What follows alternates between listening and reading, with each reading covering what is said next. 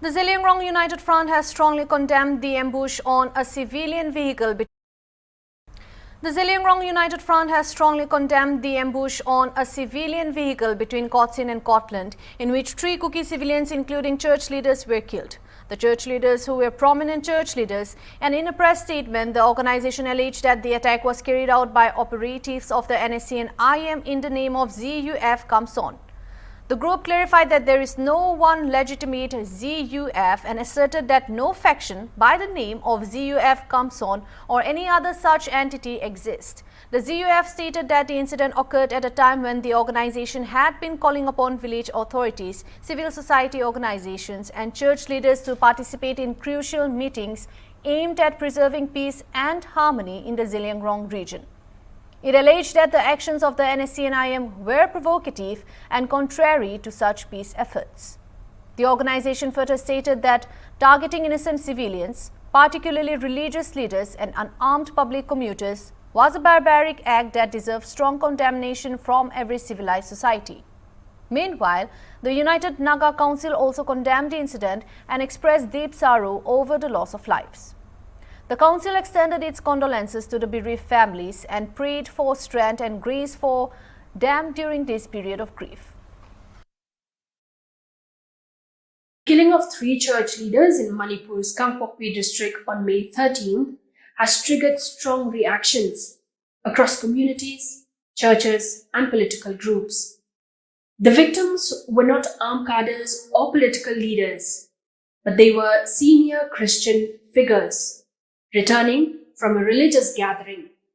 And according to several organizations, some of them were also involved in peace and reconciliation efforts.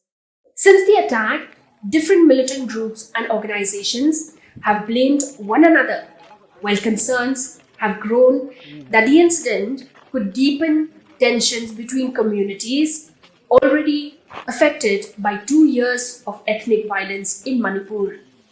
So what exactly transpired on May 13? Who has condemned the killings? And why has the question of responsibility become so controversial? In this video, we break down the sequence of events, the reactions that followed, and the competing claims now emerging around the attack. But before we begin, a small request.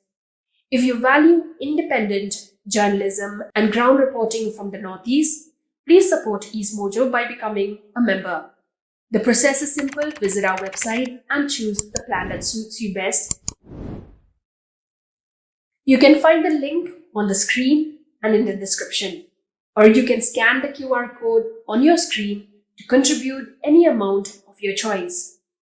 Remember, your support helps us continue reporting on issues that matter. Now, let's get back to the story.